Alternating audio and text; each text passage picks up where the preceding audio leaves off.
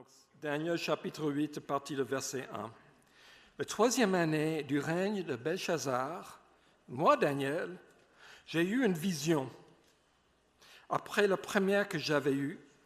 Et dans cette vision, j'ai vu que je me trouvais à Sus, la capitale, dans la province d'Élam. Dans la vision, j'ai vu que j'étais près du fleuve Oulaï. J'ai levé les yeux et regardé. Un bélier se tenait devant le fleuve. Il avait des cornes. Ces cornes étaient hautes. L'une était plus haute que l'autre, mais c'était la plus haute qui avait poussé la dernière. J'ai vu le bélier frapper avec ses cornes vers l'ouest, le nord et le sud. Aucun animal ne pouvait lui résister. Il n'y avait aucune personne pour délivrer ses victimes de son pouvoir. Il faisait ce qu'il voulait, il est devenu grand. Pendant que je regardais attentivement, un bouc est arrivé de l'ouest, parcourant toute la surface de la terre sans toucher la terre. Ce bouc avait une corne impressionnante entre les yeux. Il est arrivé jusqu'au bélier qui avait des cornes et que j'avais vu se tenir devant le fleuve, et il a foncé sur lui dans toute l'ardeur de sa force. Et je l'ai vu s'approcher du bélier et manifester son amertume contre lui. Il a frappé le bélier et lui a brisé les deux cornes sans que le bélier n'ait la force de lui résister. Il l'a jeté par terre, l'a piétiné, et il n'y a eu personne pour délivrer le bélier de son pouvoir. Le bouc est devenu très grand, mais lorsqu'il a été puissant, sa grande corne s'est brisée. 4 grandes cornes ont poussé à sa place aux 4 coins du ciel. L'une d'elles est sortie une petite corne. Elle a beaucoup grandi vers le sud, vers l'est et vers le plus beau des pays. Elle a grandi jusqu'au niveau des corps célestes. Elle a fait tomber par terre une partie de ses corps et des étoiles et les a piétinés. Elle a grandi jusqu'au niveau du chef de l'armée. Elle lui a enlevé le sacrifice perpétuel et a bouleversé les fondations de son sanctuaire. L'armée lui a été livrée avec le sacrifice perpétuel à cause de la transgression. La corne a jeté la vérité par terre et a réussi dans ses entreprises. J'ai entendu un saint parler et un autre saint dire à celui qui parlait: jusqu'à quand durera cette vision à propos du sacrifice perpétuel et de la transgression dévastatrice? Jusqu'à quand le sanctuaire et l'armée seront-ils livrés au piétinement? Il m'a dit encore 2300 soirs et matins, puis le sanctuaire sera purifié. Tandis que moi, Daniel, j'avais cette vision, que je cherchais à le comprendre, quelqu'un qui avait l'apparence d'un guerrier se tenait en face de moi.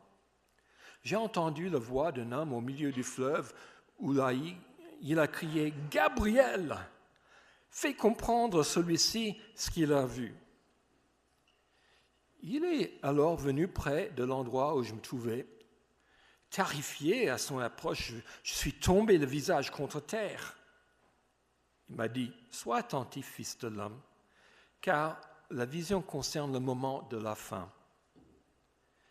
Pendant qu'il me parlait, j'étais plongé dans une profonde torpeur, le visage contre terre. Il m'a touché, m'a fait me tenir debout là où je me trouvais.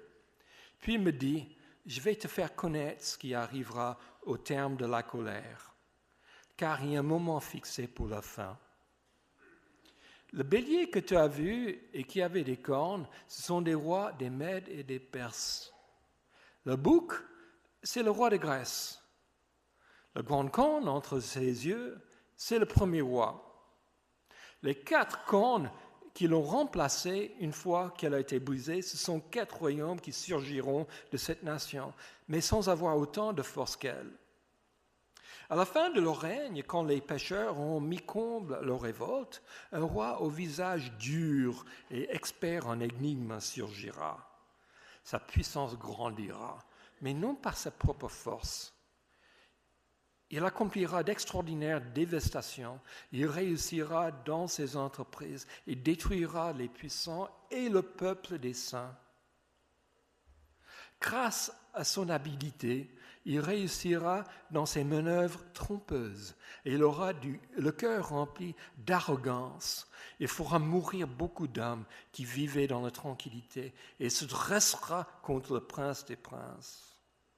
Cependant, il sera brisé sans aucune intervention extérieure. Ce que tu as vu à propos des soirs et des matins et qui t'a été dit est vrai. Quant à toi, tiens cette vision cachée, car elle concerne une époque éloignée. Moi, Daniel, je suis resté affaibli et malade pendant plusieurs jours. Puis, je me suis levé pour m'occuper des affaires du roi.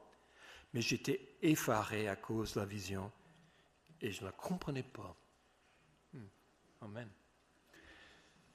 Corentin, tu prends le relais.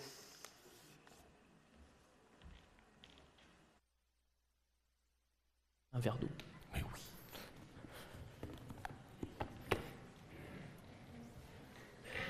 Bon matin à tous, content d'être avec vous.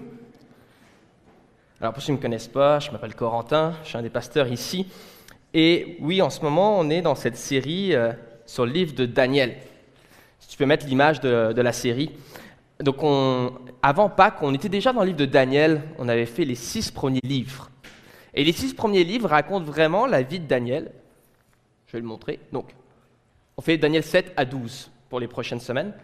Avant Pâques, on faisait 1 à 6.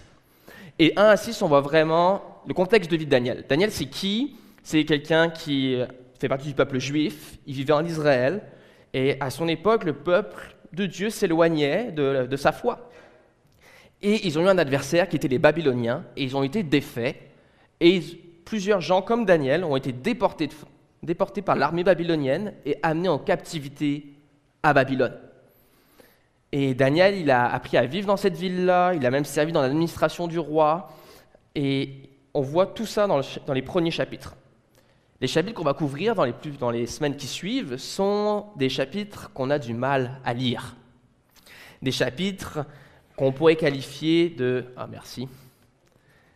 à tendance fin des temps, à tendance apocalyptique, qui sont moins faciles que Daniel 1 à 6. En tout cas pour moi, ils sont moins faciles à comprendre, je ne sais pas pour vous. Et dans cette série qu'on a sur Daniel, il vit dans plusieurs peuples. Donc il est d'origine juive, il va vivre après sous les Babyloniens, donc dans l'Irak moderne, et il va aussi être sous l'Empire perse. L'Empire perse qui est les Iraniens d'aujourd'hui. Donc je vous garantis, on n'avait pas prévu que la situation au Moyen-Orient au niveau géopolitique s'alignerait avec notre série, mais on veut être intentionnel. On ne veut pas tomber dans des interprétations de signes et autres, mais on veut faire ce que le peuple de Dieu est appelé à faire, qui est de prier. Donc chaque dimanche, à partir de celui-ci, chaque prédicateur va avoir une prière pour la situation par rapport en Iran. Ce n'est pas une prière politique, c'est une prière de charité chrétienne où on veut élever des hommes et des femmes, puis des enfants qui sont dans des situations extrêmes, où ils ont beaucoup d'incertitudes. Alors si vous me permettez, je vais prier pour eux, et après on va se lancer dans notre sujet de ce matin. Seigneur, on veut venir devant toi, on veut te prier pour l'Église chrétienne qui est en Iran. Seigneur, il y a plusieurs chrétiens en Iran. Il y en a qui doivent se cacher par crainte de répression.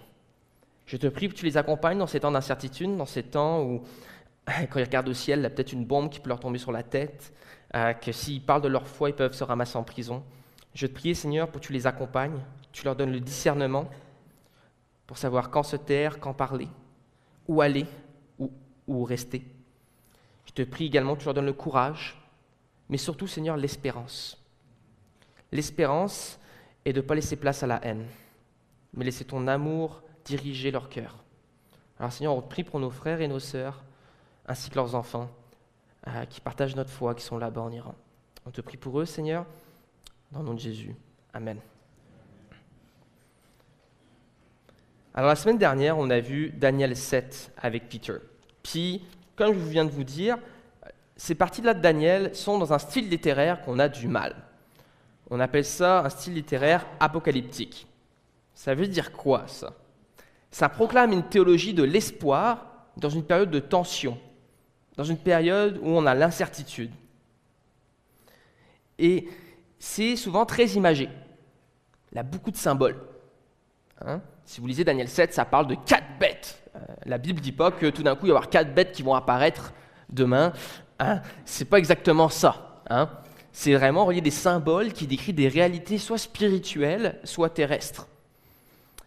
Parfois on comprend et parfois on ne comprend pas ces réalités que le message apocalyptique essaie de nous révéler. Apocalypse, ça veut dire révélation. Donc parfois dans la langue française, quand on entend apocalypse, on entend que c'est que négatif, mais c'est des révélations. On a un livre à la fin de la Bible qui est que sur des révélations, Apocalypse, et on a aussi une partie du livre de Daniel qui a certaines révélations pour le futur rapproché de Daniel, et certains vont dire aussi plus lointain. Beaucoup de symboles, beaucoup d'images. Donc semaine dernière, on a vu que Daniel avait une vision lors du premier règne de Belchazzar. Belchazzar, c'est, je pense, le 2e roi babylonien sous lequel Daniel va vivre. Donc premier règne, Daniel reçoit une vision de 4 bêtes et ainsi d'un fils de l'homme. Si vous écoutez la prêche de la semaine dernière, le fils de l'homme, c'est qui? Nous, chrétiens, on pense que ça parle de Jésus, qui va venir régner sur le trône. Et ces 4 bêtes sont des choses qui vont arriver au peuple. Daniel 8, c'est un peu la suite. Daniel 8, ça se passe la 3e année du règne de Belchazzar. Donc, ça fait déjà plus de 2 ans que Daniel a reçu la première vision. Et il en reçoit une, puis si vous avez porté attention à la lecture de Peter, il a pas mal d'images quand même. De boucs, de plusieurs animaux, de cornes, certains à 2 cornes, d'autres à plusieurs cornes, de fleuves.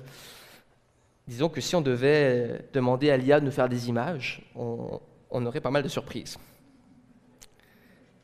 Et moi, ça me fait penser, j'essaie de me dire, niveau pour qu'on puisse comprendre la confusion de Daniel, comment on peut essayer de l'imaginer.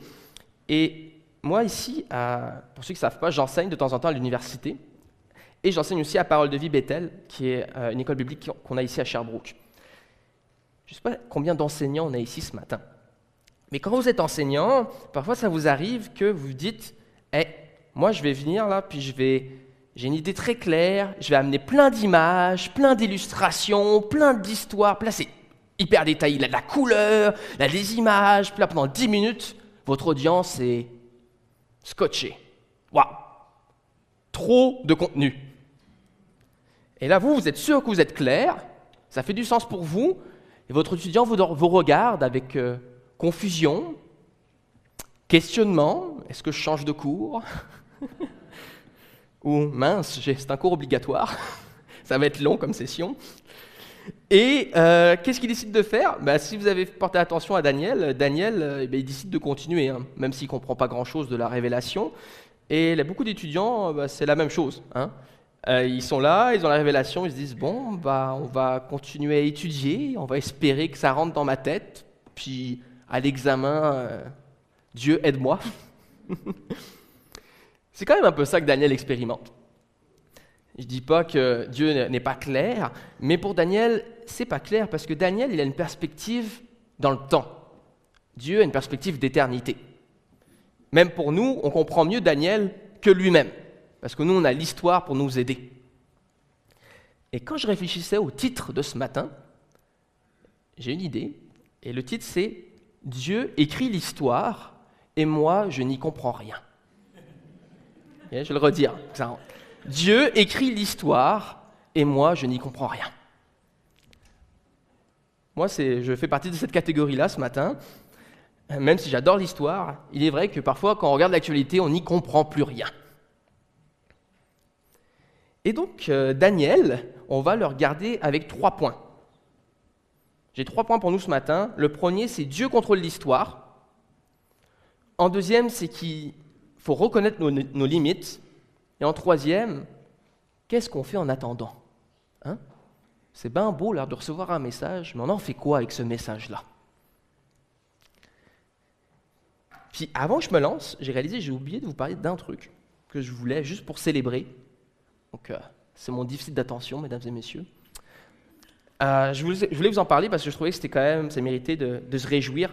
Cette semaine, à l'école biblique, justement, Parole de Vie, ils ont fait leur interjeunesse. C'est un événement qu'ils font une fois par an, qui réunit différentes églises de l'Estrie. Ils ont eu 9 églises et ils avaient plus de 210 personnes à leur événement. Oui, hein, waouh! Est-ce qu'on peut les applaudir, ceux qui ont organisé ça?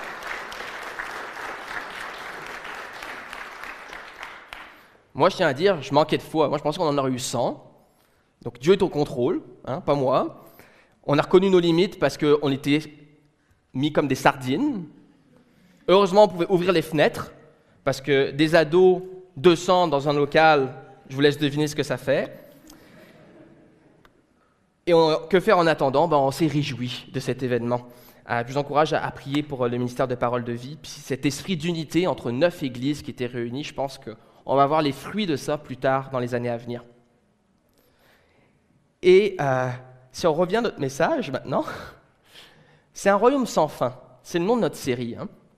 Puis le titre, comme je vous ai dit, c'est que Dieu écrit l'histoire et moi, je n'y comprends rien. Mais parce que nous, on a une fin. C'est pour ça que parfois qu'on a du mal à avoir une vision de l'éternité. Et mon but ce matin, c'est pas que vous compreniez tout, c'est de vous aider peut-être à accepter que vous ne comprenez pas tout. On va essayer de faire ça ensemble. Vous êtes prêts? Yes. Certains le sont. Il y a quelques jeunes adultes, je vois, là, c'est dur là, à matin. Hier soir, ils avaient une activité. Là. Il y en a, ils sont restés faire des jeux de société. Puis j'ai vu que ceux qui sont restés, ils bâillaient tout le long de la louange. Ils se frottaient les yeux. Je les nommerai pas, puis je ne vais pas les regarder maintenant, mais ça m'a fait bien rire. Donc Dieu contrôle l'histoire, notre premier point ce matin. Ok, Daniel reçoit la vision et il ne comprend pas. Au verset 15, ça dit « Tandis que moi, Daniel, j'avais cette vision et que je cherchais à la comprendre. Quelqu'un qui avait l'apparence d'un guerrier se tenait en face de moi. » C'est quand même pratique pour Daniel, il y a eu quelqu'un qui est venu lui expliquer. Et c'est un ange qui va lui expliquer ces choses. Et c'est intéressant car ça décrit vraiment les 14 premiers versets que quand on les lit, on est perdu avec les images de béliers, de boucs, de cornes, de rivières. Mais c'est très imagé, c'est très fort. Mettez-vous à la place de Daniel, il rêve, il a cette vision-là, il se retrouve dans un autre pays, parce que ça dit que c'est à Suse, c'est pas Babylone. Donc dans sa vision, il est dans une ville perse, pour info, à côté d'une grande rivière. Et là, il voit ces animaux-là qui incarnent des messages d'empire, de qu'est-ce qui s'en vient. Et voici ce que l'ange lui dit. Il dit, le bélier que tu as vu, qui avait des cornes, ce sont les rois des Mèdes et des Perses. Bon, les Perses puis les Mèdes n'avaient pas encore envahi Babylone. Donc Daniel, il sait prévenir, prépare-toi, ça s'en vient. Après, ça dit, le bouc, c'est le roi de Grèce. La grande corne entre ses yeux, c'est le premier roi. Les 4 cornes qui l'ont remplacé, une fois qu'elle a été brisée, ce sont 4 royaumes qui surgiront de cette nation, mais sans avoir autant de force qu'elle. Et à la fin de leur règne, quand les pécheurs auront mis le comble à leur révolte, un roi au visage dur et expert en énigmes va surgir. En gros, qu'est-ce qui se passe? Des empires vont se succéder, Daniel. Et il semble que le peuple de Dieu va être au milieu de tout ce bazar géopolitique. Tu vas peut-être expérimenter tout ça. Et ces empires ont différentes approches avec la foi. Donc permettez-moi de faire une petite parenthèse historique pour nous aider à se situer. Parce que si vous n'avez pas quelques notions d'histoire, que je vous parle de Mèdes, de Perse, d'un bouc qui représente le roi de Grèce, ça ne vous dit rien. Donc on va aller ensemble, petite carte géopolitique de l'époque. Donc ça c'est les 4 rois qu'il parle au verset 22, les 4 cornes qui l'ont remplacé. Ce qu'il faut savoir, c'est que Daniel, il vit sous Babylone, il va vivre sous l'Empire perse. L'Empire perse qui va être bon quand même envers le peuple de Dieu, parce que l'Empire perse, qu'est-ce qu'il va faire? Les rois perses vont permettre aux Juifs de retourner à Jérusalem. Dans l'Ancien Testament, si tu lis Esdras et Néhémie, c'est ce qu'ils expérimentent.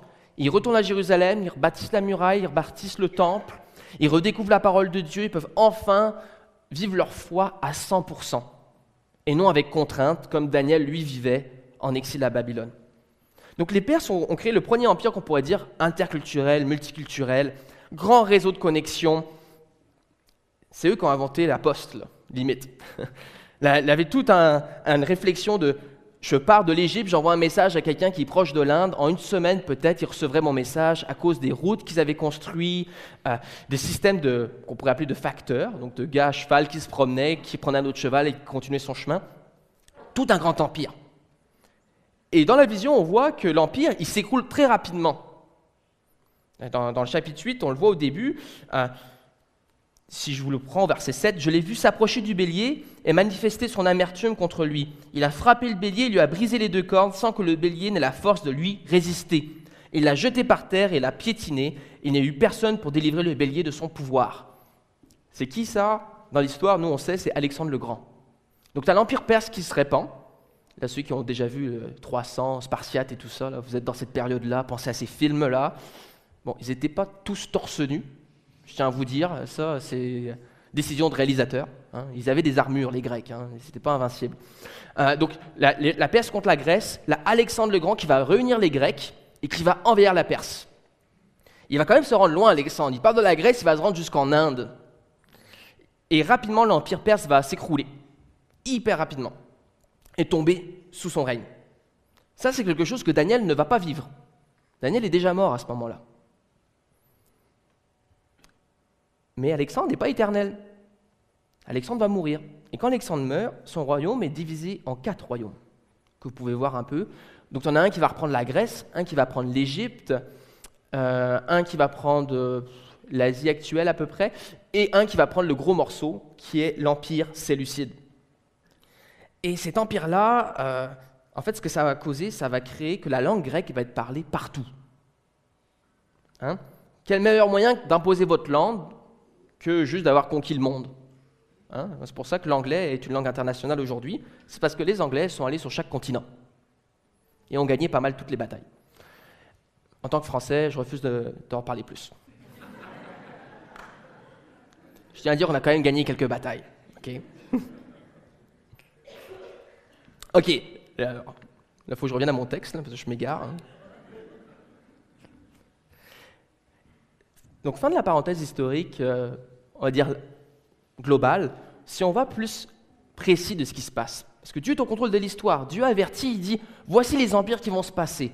Mais un de ces empires-là, il va avoir un roi qui va s'élever. Ce roi-là, plusieurs pasteurs, théologiens aujourd'hui pensent que c'est Antiochus IV. Puis c'est qui ce gars-là? Ce gars-là, il va reprendre l'empire séleucide, un empire grec, qui domine sur un empire très multiculturel.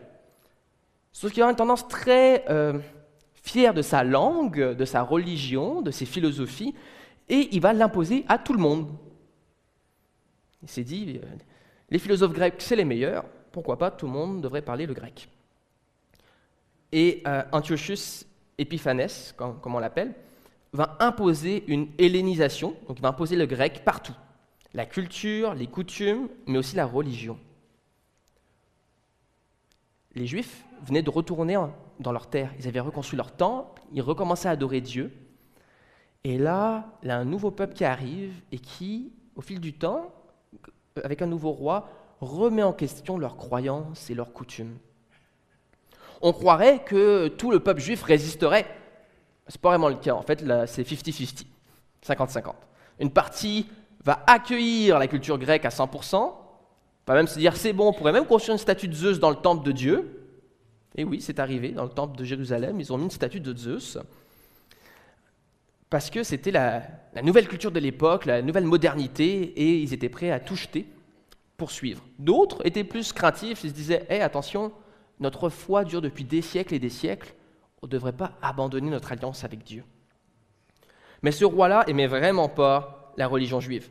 Il va interdire les pratiques fondamentales, donc la circoncision, l'observance du sabbat, les sacrifices au temple. Il va ériger des temples païens, mettre une statue de Zeus dans le temple. Il va profaner le temple en faisant des sacrifices impurs. Il va brûler la Torah. Il va tuer tous ceux qui refusent de le suivre. Ce qui va faire que si vous étiez quelqu'un d'important, il fallait fuir dans la montagne pour avoir une chance de survivre. Sinon, vous étiez l'exemple sur la place publique. Ça, c'est la vision de Daniel qui se matérialise dans l'histoire. Daniel, si on se met dans le contexte émotionnel, lui, il n'a même pas expérimenté le retour à Jérusalem, et dans sa vision, il apprend qu'encore son peuple va encore subir de l'injustice, va encore subir de la souffrance. C'est pour ça que ça nous dit même qu'il en était malade dans le texte. Qui ne serait pas malade d'avoir des visions comme ça? Mais ce n'est pas juste politique, tout ça. Antiochus, il attaque Dieu, en fait. Et Antiochus, il nous révèle la puissance menaçante de forces spirituelles opposées à Dieu. Dans Daniel 8, ça nous dit qu'il va y avoir 2300 soirs et matins avant une délivrance. Pourquoi on a un nombre comme ça aussi grand? C'est pour nous indiquer que ça ne va pas durer éternellement, Daniel. La vision que tu as qui fait peur, là, ça va ne durer qu'un temps. Parce que ce qu'il faut retenir de ce premier point qu'on a, c'est que c'est Dieu qui possède le calendrier de l'histoire. Même si on ne comprend pas tous les détails, Dieu contrôle l'histoire. Si on s'arrête un instant, puis qu'on pense à notre vie, face à la pression extérieure, est-ce que parfois on a l'impression que nous devons écrire l'histoire pour éviter de la subir? Daniel nous rassure que tout ne dépend pas de nous. Même que notre force pour tenir ne dépend pas de nous. Dieu a agi dans l'histoire et il veut agir aussi dans l'histoire de ta propre vie. Et ça nous dit même que ce grand roi-là qui persécutait Dieu et son peuple va être écarté, va tomber, juste comme ça.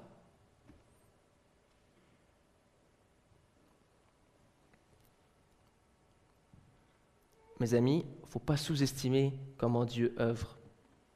Il peut tasser nos plus grands adversaires. Et Dieu a utilisé ce moment sombre. Parce que depuis ce moment sombre-là,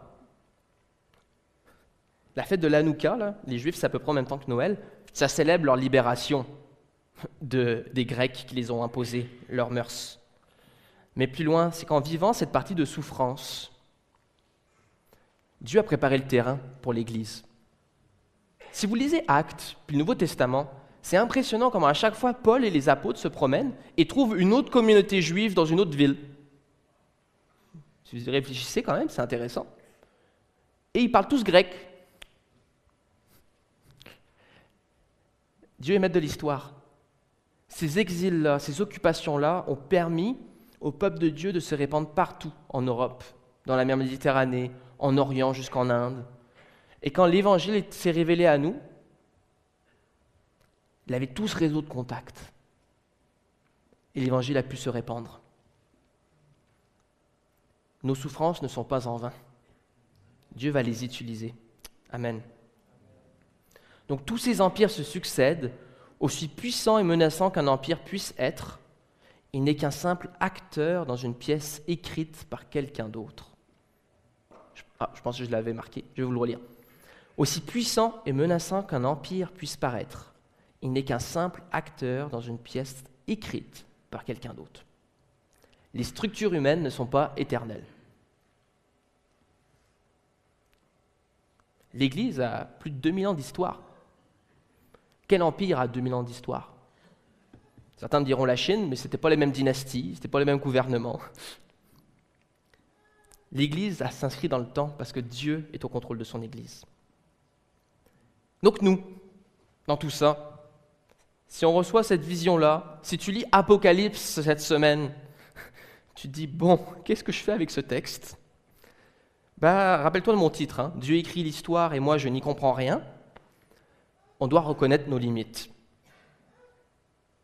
Puis au chapitre 8, là, au verset 27, on voit bien que Daniel, il ne comprend rien. Il est effaré, il est troublé, il est dépassé. Pourtant, Daniel, du chapitre 1 à 6, c'est l'homme qui interprète les rêves du roi. Mettez-vous à sa place.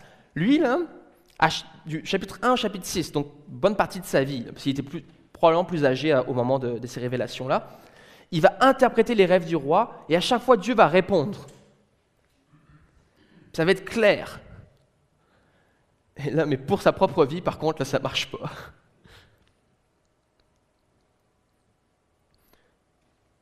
Nous, on a la chance d'avoir l'histoire qui nous permet de dire « Ah, mais Daniel, ce que tu avais vu, c'est ça, en fait. C'était Alexandre le Grand, c'était tel roi, telle chose. » Mais à son moment, il ne savait pas. Pareil pour nous avec d'autres révélations bibliques. Si Daniel n'a pas tout compris, pourquoi est-ce qu'on pense que nous, on peut tout comprendre? Dieu t'a pas appelé à tout comprendre, mais à lui faire confiance. Donner l'image. La Bible dit que quand tu es chrétien, tu es adopté dans la famille de Dieu. Il faut naître de nouveau.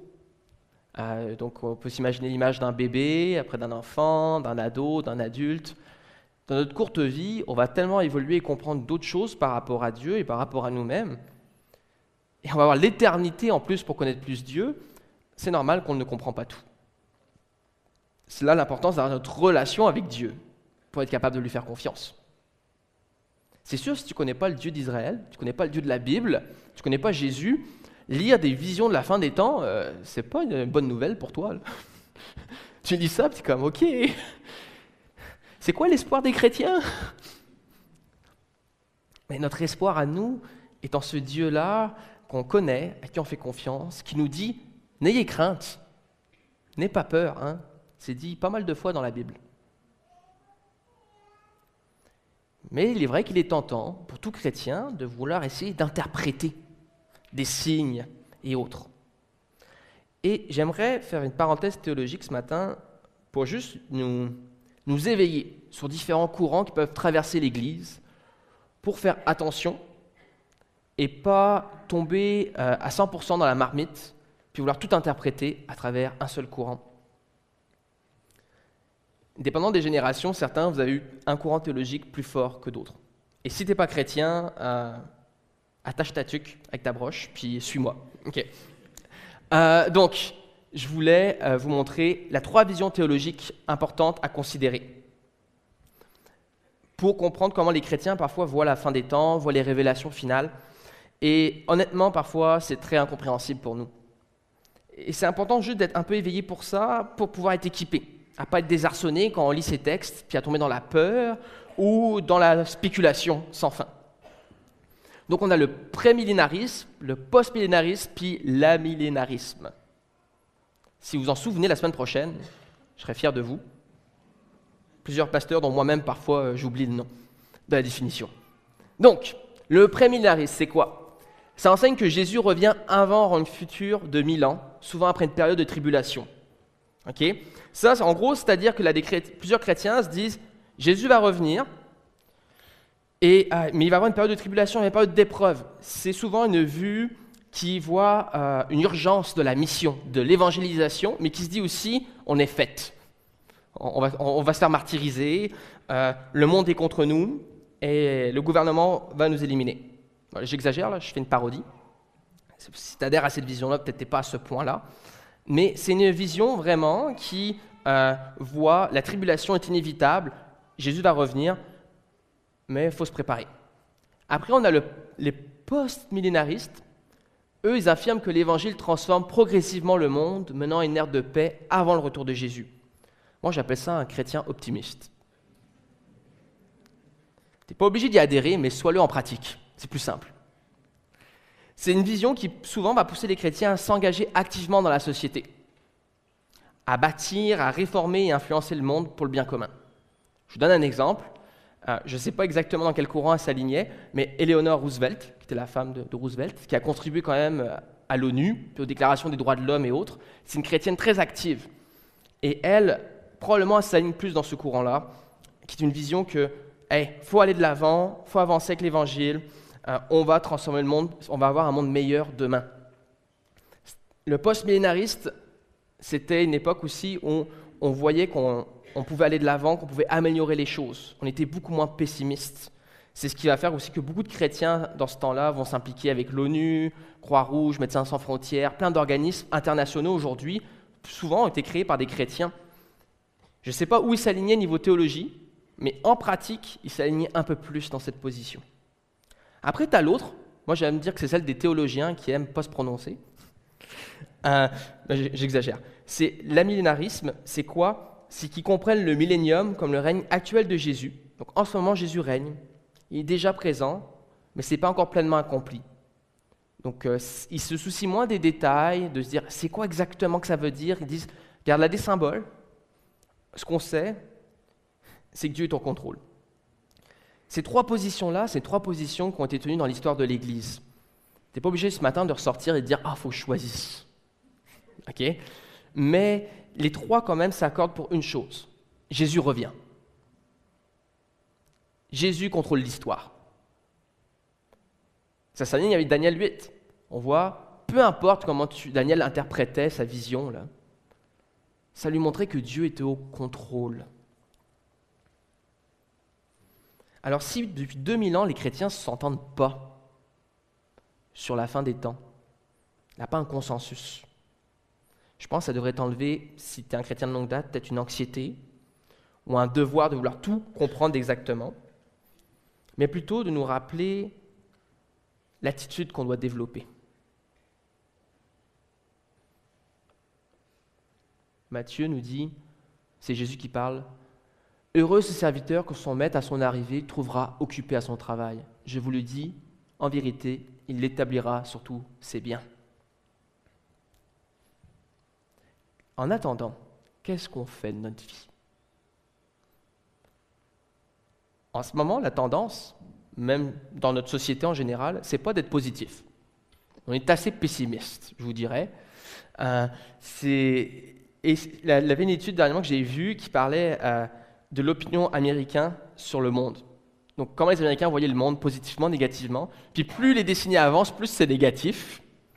Là, la période sous Obama, ça devient un peu plus positif pour tout le monde, chrétien, non chrétien, parce que Obama a un message plutôt positif, les sondeurs trouvaient. Mais après, ça rediminue. Et il y a toujours une différence entre les chrétiens et les non-chrétiens. Je donne pour l'exemple américain, où les chrétiens restent quand même un tout petit peu plus positifs. Je pense que c'est grâce à l'espérance de l'Évangile. Cette espérance que Dieu est au contrôle, Dieu va répondre, Dieu va venir délivrer.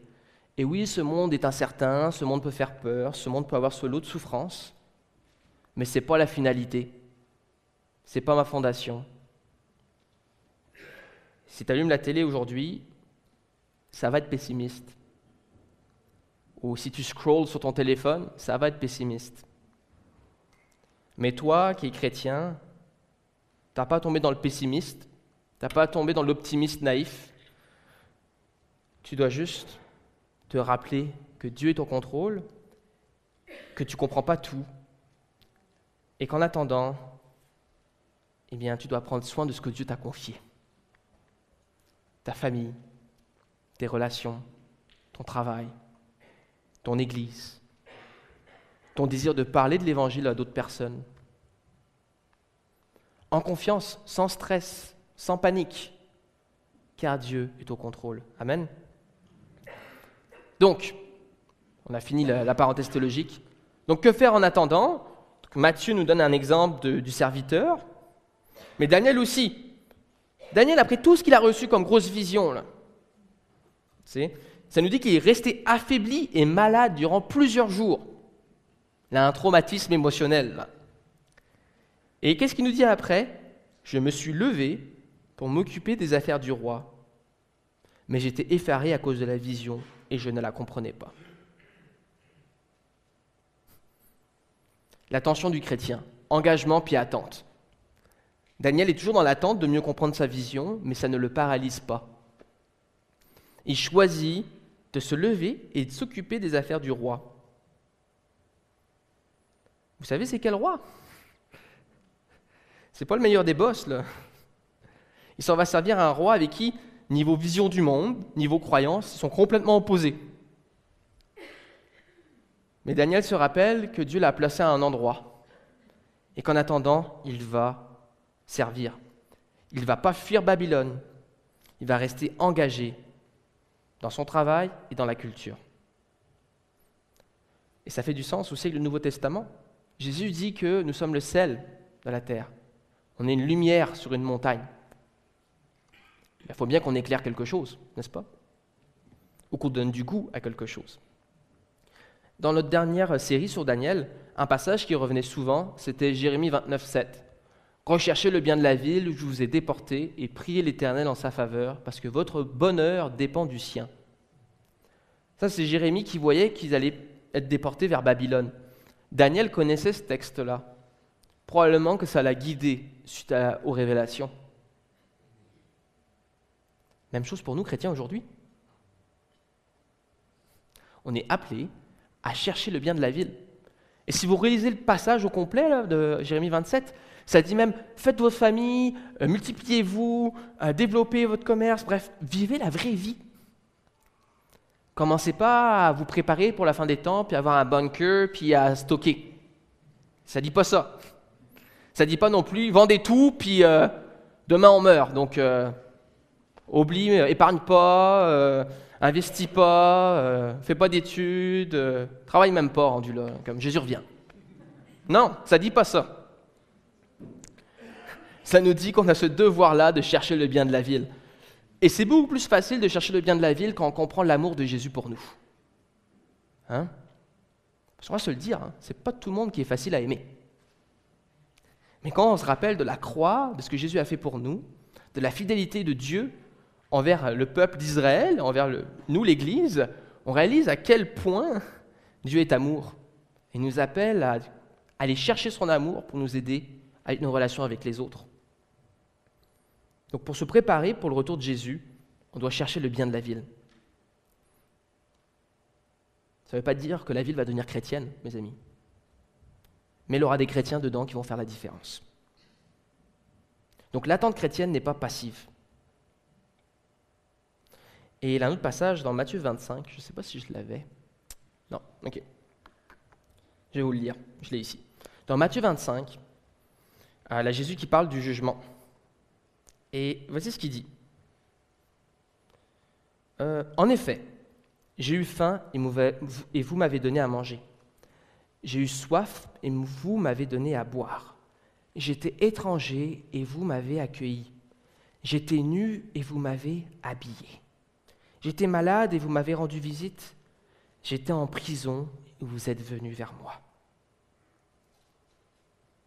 Les justes lui répondront, « Seigneur, quand avons-nous vu avoir faim? Et t'avons-nous donné à manger? Ou avoir soif? Et t'avons-nous réellement donné à boire? Quand avons-nous vu étranger? Et t'avons-nous accueilli? Ou nu? Et t'avons-nous habillé? Quand est-ce qu'on t'a vu malade ou en prison et qu'on est allé te voir? » Et le roi leur répondra, « Je vous le dis en vérité, chaque fois que vous avez fait cela à l'un des plus petits de mes frères, c'est à moi que vous l'avez fait. » C'est quand même fort quand on y pense. Chaque fois que tu as donné à boire, chaque fois que tu as accompagné un malade,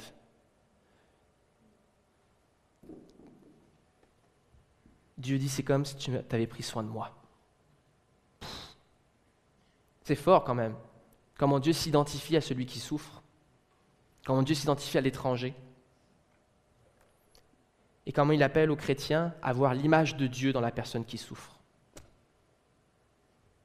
Ça, c'est notre appel. Peu importe la fin des temps.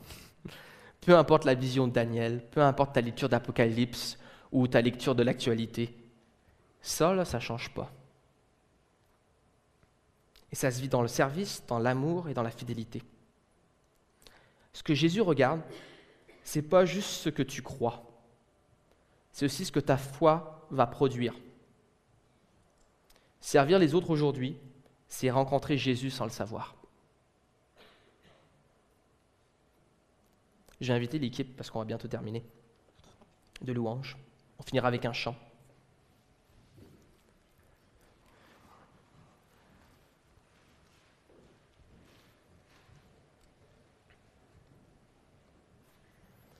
Cette église, on aide plusieurs personnes. Tout à l'heure, Peter faisait l'annonce pour l'offrande de Pâques spéciale qu'on avait, qui va aider différents réseaux, dont l'orphelinat au Liban, dont aussi d'autres organismes ici, puis les choses qu'on a à cœur ici pour l'église. Mais tout ça a une grande importance. En donnant à notre prochain, c'est comme si on donnait à Dieu. Donc oui, quand Dieu écrit l'histoire, je n'y comprends rien. Mais on va se dire, c'est quand même tout un auteur. Hein? Il bat les scénaristes de Netflix ou d'Amazon et autres. Dieu écrit l'histoire. Et je dois retenir que Dieu contrôle l'histoire. Les empires vont se lever, vont dominer et ils vont tomber. L'Empire britannique, on disait que c'était l'empire où le soleil ne se couchait jamais. Je ne sais pas si aujourd'hui c'est encore le cas, je ne pense pas. N'est-ce pas? Les empires vont passer. On n'a pas à être paniqué ou obsédé par tout ça. Mais pour bien le faire, il faut qu'on reconnaisse nos limites. Si Daniel ne comprenait pas tout, qu'est-ce qu'il pense que moi, je vais connaître plus que lui? Alors au lieu de spéculer ou de paniquer, je dois apprendre à faire confiance à Dieu et qui va révéler les choses en son temps. Ça compte aussi pour une conviction, une vision ou un rêve que toi tu reçois, que tu penses qu'il est de Dieu. Attends. Va vérifier auprès de tes frères et de tes sœurs, vérifie avec la parole de Dieu, puis attends. Continue à servir fidèlement et tu verras si ça vient vraiment de Dieu. Donc ça, c'est reconnaître nos limites. Que faire en attendant? C'est pas de quitter le monde, mais rester dans ce monde. Avant de conclure, j'aimerais nous faire réaliser quelque chose d'autre. Ce roi que Daniel parle, qui va profaner le temple, c'est quand même un grand scandale. C'était l'endroit où il avait la présence de Dieu, c'est l'endroit où le peuple était le plus uni à Dieu. Il va attaquer la loi, le peuple, mais ce roi-là n'a jamais porté la main sur Dieu lui-même. Quelques siècles plus tard, quasiment presque juste un siècle et demi, Dieu vient parmi nous en Jésus-Christ, le véritable temple, la présence même de Dieu.